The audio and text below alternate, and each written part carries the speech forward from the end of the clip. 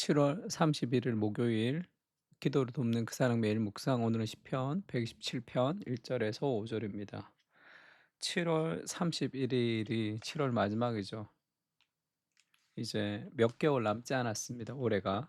그래서 바쁜 일상 속에 있지만 또 기도로 하나님께 또 나아가는 또 한 해가 되면 좋을 것 같습니다. 유명한 시죠. 127편 1절은 여호와께서 집을 세우지 아니하시면 세우는 자의 수고가 헛되며 여호와께서 성을 지키지 아니하시면 파수꾼의 깨어 있음이 헛되도다. 여호와께 집을 세우지 아니하시면이라는 제목으로 좀 말씀을 나누려고 합니다. 하나님을 의지하고 쉼을 누리라. 우리가 열심히 일하죠. 근데 여호와께서 집을 세우지 않으면 세우는 자의 수고가 헛됩니다. 또 여호와께서 성을 지키지 아니하시면 파수꾼의 깨어 있음이 헛되도다. 인생은 내 힘으로 되는 것 같지만 그렇게 되지가 않아요. 열심히 하면 된다라는 그런 이야기들은 성경적이지도 않고 사실적이지도 않습니다. 강신주 같은 철학자들 강의 들여봐도 "열심히 해서 안 된다. 열심히 해서 되는 게 아니다. 모든 성공은 성공한 많은 사람들 열심히 해서 되었다고 얘기하지 않는다.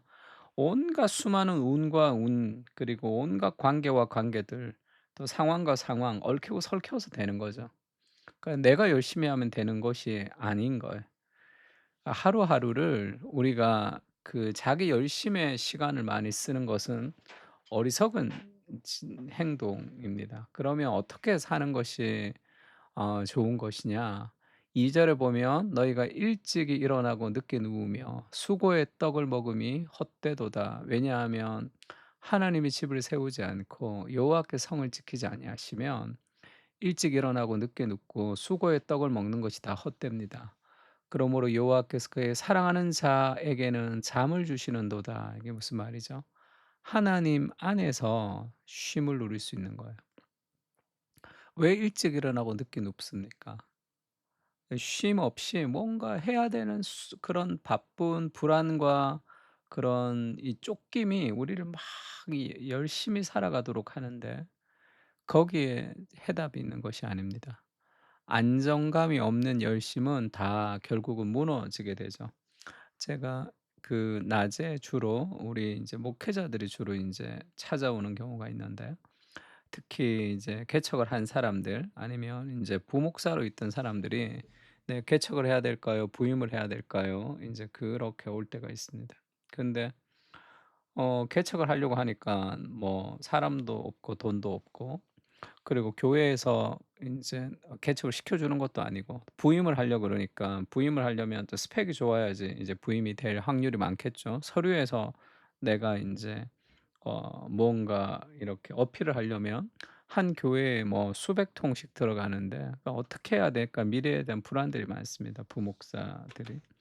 두 가지를 얘기해 주는데 하나는 오늘 지금 내 삶 앞에 있는 here and now 지금 여기에 목숨을 걸어야 되는 지금 사역에 넥스트가 아니라 지금 하고 있는 일을 최선을 다해서 하나님 앞에 할 때 거기서 무언가가 출발할 수 있죠. 왜냐하면 걱정하고 미래에 대해서 뭔가를 우리가 추구한다고 뾰족하게 나오지 않잖아요. 두 번째는 하나님이 내 인생을 인도하신다는 삶의 확신을 먼저 가져야 되는 거죠. 이 기도입니다. 영성의 출발은 내가 뭔가를 시작하는 게 아니라 하나님이 내 인생 가운데 무언가를 이미 시작하셨다는 걸 알아야 돼요. 하나님이 내 인생을 아름답게 빚어 가시는 일들이 시작이 돼 있습니다. 거기에 내가 하나님의 파도를 보고 그 파도를 타는 거예요. 파도를 탈 수 있는 노력이 필요합니다. 하나님의 파도가 일어나는데 서핑을 할 수 없으면 탈 수 없겠죠. 그렇게 게으른 삶을 살면. 그러나 하나님의 파도를 보고 서핑을 탈 수 있는 그러니까 우선순위의 문제죠. 그러니까 쉼을 누리지 못하면 더 바쁩니다. 그래서 더 기도할 시간이 없고 더 말씀 볼 시간이 없다고 얘기하죠. 그러면 더 자기 힘으로 살아가기 때문에 또 일찍 일어나고 늦게 눕는 것이 헛된 삶을 살아가는 게 인생의 안식은 시간과 공간에 있는 것이 아니라 하나님 안에 있는 거예요. 그러니까 하나님께 나아가야 됩니다. 하나님을 의지하고 쉼을 누리는 그런 시간. 그래서 바쁘죠. 그래도 하루에 아침에 큐티하고 15분 기도하고 집에 와서 한 15분 이상 한 30분 좀 기도하는 시간이 좀 필요하죠. 없이 그냥 바쁘게 막 살아가면 결국은 이 어느 함몰 구덩이 안에 빠지게 된단 말이에요. 그러면 또 이렇게 시간을 방황하게 되잖아요. 그러니까 인생의 쉼은 어디에 있느냐. 아무리 일찍 일어나고 늦게 눕는 삶이 있는 것이 아니라 딱 결단을 해야 돼요. 말씀을 보고 기도하면서 하나님 앞에 그렇게 '내 삶의 쉼을 누리겠다.' 이렇게 좀 붙드세요. 수고하고 무거운 짐진 자들아 다 내게로 오라 내가 너희를 쉬게 하리라. 그리스도 안에서 쉼이 있습니다. 나는 마음이 온유하고 겸손하니 나의 멍에를 메고 내게 배우라. 그리하면 너희 마음에 쉼을 얻으리니 이는 내 멍에는 쉽고 내 짐은 가벼움이라. 그러니까 그리스도께 배우는 거죠. 그리스도와 함께 멍에를 맬 때 우리는 참된 쉼을 누릴 수 있습니다. 그리고 잠을 주시는도다 하고 하나님께서 집을 세운다고 얘기하고 나서 이제 자식들의 얘기를 하죠. 3 절에 보면 보라 자식들은 여호와의 기업이요 태의 열매는 그의 상급이로다. 자녀를 하나님이 주신 거예요. 하나님이 우리 자녀의 주인이십니다. 내가 주인이 아니고. 젊은 자의 자식은 장사의 수중의 화살 같으니 이것이 그의 화살통에 가득한 자는 복되도다. 그들이 성문에서 그들의 원수와 담판할 때에 수치를 당하지 아니하리로다. 이게 자녀의 양육도 마찬가지죠. 자녀를 양육한다고 일찍 일어나고 늦게 누우며 수고에 떡을 떼도 헛됩니다. 아무리 애써서 헬리콥터 양육 같이 그렇게 다 해 줘도 자녀들이 건강하게 자라는 것은 아닙니다. 기도해야 돼, 기도. 좋은 교육을 받으면 자녀들이 건강해지느냐? 그렇지도 않아요. 그렇지 않습니다, 그게. 가정에서 부모가 믿음 안에서 서로 사랑하면서 살아가는 것이 자녀들이 건강해질 확률이 가장 높은 거고요. 근데 부모가 아무리 그렇게 살아도 자녀가 또 힘든 경험을 가지면서 방황하는 경우도 굉장히 많습니다. 그러니까 기도가 필요한 거예요. 자녀 양육은 공식이 없어요. 기도해야 됩니다. 어디서 어떤 일을 어떻게 경험할 수 있는 게 아니잖아요. 우리가 주인이 아니라 하나님께 기도하면서 우리의 자녀를 하나님이 가장 아름답게 인도하신다는 삶의 확신을 가지고 기도하면서 내가 자녀에게 본이 될 수 있는 신앙생활을 열심히 하는 것 그것이 가장 정답을 높이는 거예요. 그렇지 않으면 뭐 자녀를 위해서 온갖 좋은 것을 다 해 줘도 그게 별 소용이 없습니다. 전 사랑의 교회에 있으면서 뭐 영아부부터 뭐 영아부 체계적인 뭐 양육 교육, 뭐 유치부 체계적인 양육 교육, 온갖 좋은 양육 교육이 다 있죠. 거기 우리나라에서 유명하다는 신학교 교수님들이 다 붙어서 연구하고 조사하고 얼마나 많은 그 사람들이 다 함께 거기서 애쓰면서 교육합니까. 근데 중학교, 고등학교, 뭐 대학부 오면 애들 다 뭐 건강하게 자라지가 않아요. 그것이 필요한 게 아니라 믿음 안에서 우리가 살아가는 삶, 내가 하나님 앞에 겸손하고 거룩해지는 것. 그리고 우리 자녀들 그렇게 내가 하나님 안에서 쉼을 누려야지 그 안정감과 평온함이 자녀들에게 흘러가지 않겠습니까? 그러니까 불안한 부모가 그 자녀를 대하면 그 불안이 전달되지 않겠어요?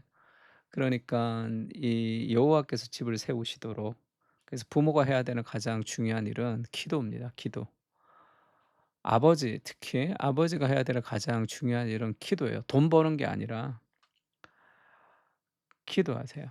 기도하고 자녀를 위해서 그렇게 우리가 믿음 안에서 서로 나누고 하나님의 말씀을 서로 나누고 부부가 서로 기도하고 함께 말씀 안에서 성장해 가는 거 그것이 가장 귀한 것이고 그 마음에 쉼이 있어야지 그 자녀들이 그 진정한 쉼을 누리며 살아가는 거죠.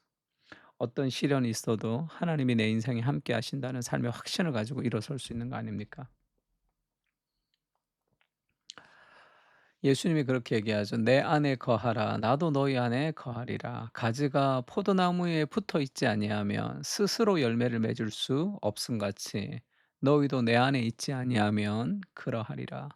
가지가 포도나무에 붙어 있어야 되는데 가지가 떨어지면 살아있는 것 같으나 시간이 지나면 말라 비틀어집니다. 그렇게 하나님께 붙어 있어야 되는 거죠. 영적인 공급을 거기서 받아야 됩니다. "나는 포도나무요 너희는 가지라. 그가 내 안에 내가 그 안에 거하면 사람이 열매를 많이 맺나니 나를 떠나서는 너희가 아무것도 할 수 없음이라." 나를 떠나서는 너희가 아무것도 할 수 없음이라. 이것을 좀 깊이 좀 기억해야 됩니다. 그래서 좀 하나님 앞에 결단하면서 무릎으로 나가는 그런 결심이 좀 있었으면 좋겠어요. 순교의 시대에 목숨을 걸면서 신앙생활을 지켰습니다. 그게 초대교회죠. 우리가 요즘 설교하고 있는. 오늘날의 풍요의 시대는 너무 바빠서 또 신앙생활을 잘 하지 못하는 시대가 된 거죠. 하고 싶은 것이 너무 많고 바빠서. 그것도 순교의 시대와 똑같은 그런 공격, 영적인 공격이라고 할 수 있습니다.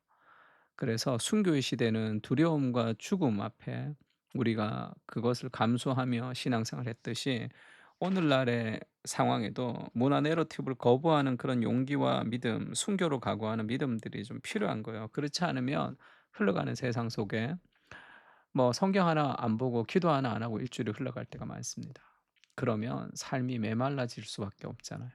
"너희가 나를 떠나서는 아무것도 할 수 없음이라." 그리스도 안에는 풍성한 안식이 있습니다.